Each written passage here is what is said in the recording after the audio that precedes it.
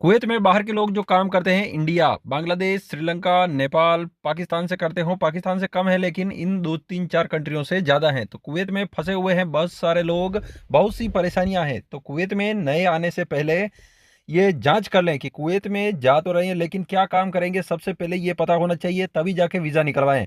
अगर 110 120 या इससे कम पैसे में, कम दिनार में काम करना है मंथली, तो ही खादिम की वीज़ा लें, वरना खादिम का वीज़ा ना लें।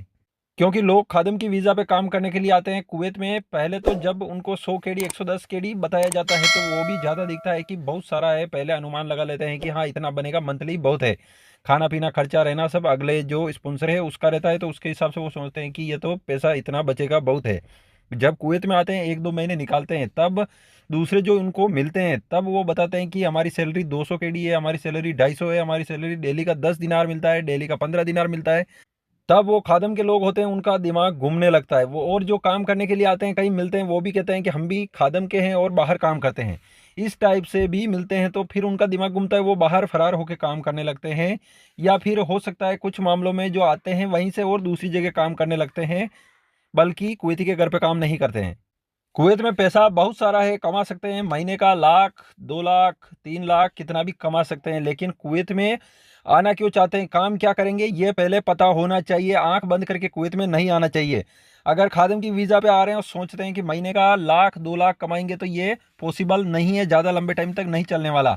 कुवैती के घर पे काम करने के लिए आने वाले हैं तो इसके बारे में और ज़्यादा कमाना छोड़ दें, क्योंकि ज़्यादा पैसा नहीं कमाई नहीं होती इस वीज़ा के ऊपर, घर में काम करने के वीज़ा के ऊपर। बहुत से लोग कुवैती के घरों पे काम करने के लिए ड्राइवर की वीज़ा पे आना चाहते हैं, तो जो सहायक का वीज़ा मिलता है उस वीज़ा पे आए तो ही लाइसेंस बनेगा, बाकी लाइसेंस नहीं बनता है। अगर खद्दाम जो है कोई भी दूसरी वीज़ा पे आता है, कुवैती के घर पे काम करने की अलग अलग टाइप की वीज़ा आती है, जो ड्राइवर की वीज़ा आती है वो सहायक वीज़ा आती है, उसी वीज़ा पे आएंगे तो।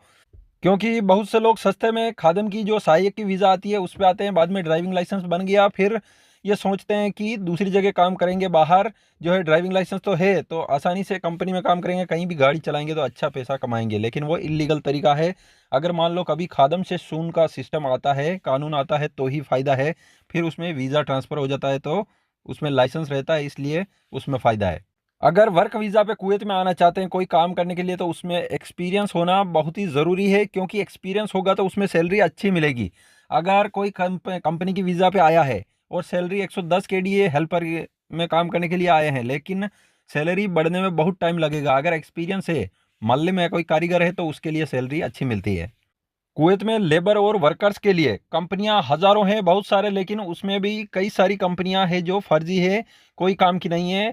सैलरी बराबर टाइम से नहीं मिलती। बहुत सारी कंपनियां ऐसी है जो बहुत से वर्कर्स का पैसा खा गई है, और सैलरी कई कई का 6 महीने 7 महीने 1 साल भी हो चुका है, लेकिन एक एक 2 2 महीने का सैलरी मिला है। ऐसी भी कंपनियां हैं। आगे और भी वर्कर्स के लिए ज़रूरी और इम्पोर्टेंट खबरें आती रहेगी, इसलिए चैनल को सब्सक्राइब करके रखें ताकि कोई भी नई न्यूज़ आए तो टाइम से मिल सके। कुवैत में वर्कर्स के लिए बहुत ही ज़रूरी खबरें हैं इसमें।